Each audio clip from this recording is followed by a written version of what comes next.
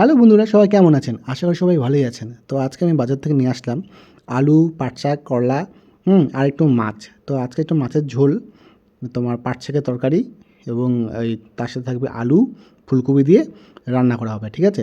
এখন একটু আমি আলুটা কাটছি, তারপর আমি একটু পাট শাকটা কাটবো। অবশ্য অনেকগুলোই কাটার বাকি আছে। অবশ্য আপনারা সবজি কাটার এক্সপার্ট বলতে পারেন। আমি রান্নাবান্না অত কিছু পারি না। আমি একটু আর কি সবজিটা কেটে দিই আর কি, আর মা রান্না করে। কিন্তু আমি বাকি কাজগুলো করি। আজকে অনেক প্রচুর জামা আছে, সেগুলো ভাঁজ করতে হবে। দেখতে পাচ্ছেন বন্ধুরা কতগুলা জামা। তো ওইদিকে আমি সবজিটা কাইটে আসলাম আর কি, আজকে মাছ রান্না হবে। তো এগুলা জামা কাপড় আমি এখন ভাঁজ করব। তো আপনারা একটু ভাঁজ করাটা একটু দেখেন, কী করে ভাঁজ করতে হয় একটু শিখে নিন। এটা পুরোটাই এআই পদ্ধতিতে, ঠিক আছে?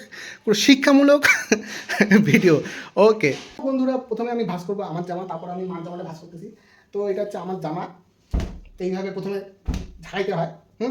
বাইরের জামা যখন আপনারা শুকাই নিয়ে আসবেন তখন এইভাবে ঝাঁকাবেন, ঠিক আছে? তারপর এইভাবে এমন করে একটা ভাঁজ করবেন, দেখা যাচ্ছে?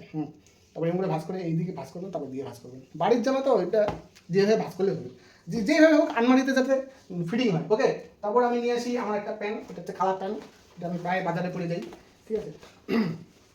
এই কালার প্যান্টটা আমি ভাঁজ করবো এখন।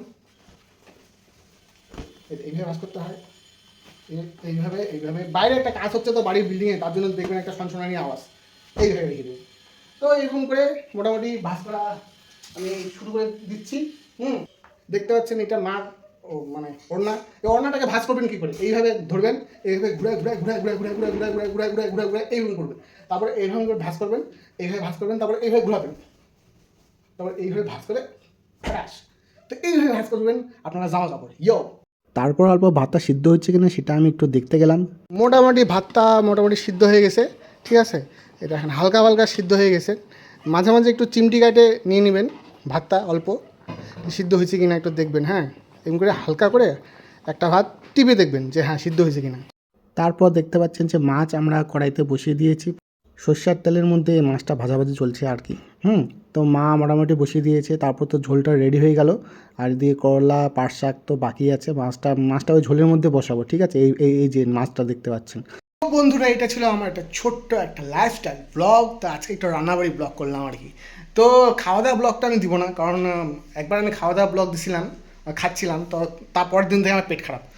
ওই খাওয়া দাওয়া ব্লগটা আমি দিলাম না, কী করে খাইলাম দিলাম। হ্যাঁ, তো আজকে এইটুকুই ব্লগ। অবশ্যই ভালো লাগলে সাপোর্ট করবেন, ভালোবাসা দিবেন, যাতে আমি অনেক দূর এগোতে পারি।